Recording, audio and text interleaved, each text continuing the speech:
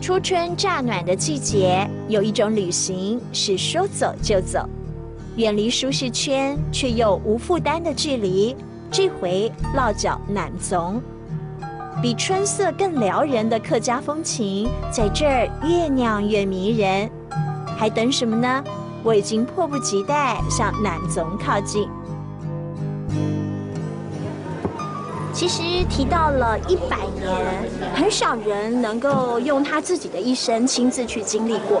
但是走到了南总老街上面，有许多日本时代的建筑，却隐隐能够让你体会百年风华，像是南总半年老游客。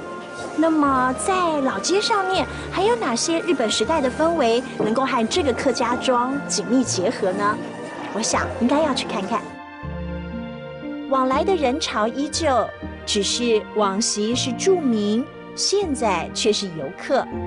只有近100年的游客坚毅伫立，任由时间的长河冲刷出怀旧的氛围。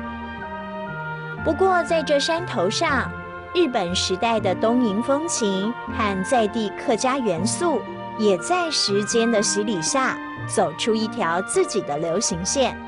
用客家法布做缝夫。你好。欢迎参观。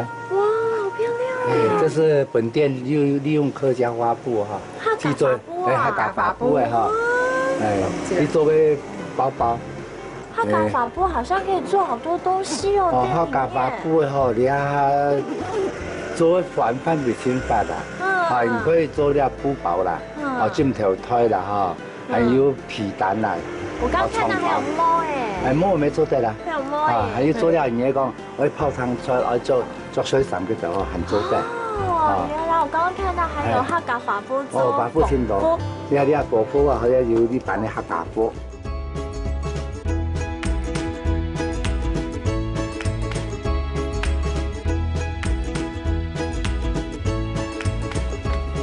用客家法布做縫夫，真景懂好看。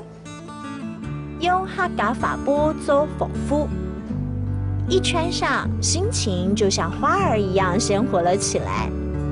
走在老街上，品尝历史故事，在老邮局捕捉时间的光影。我的南总老得很有味道。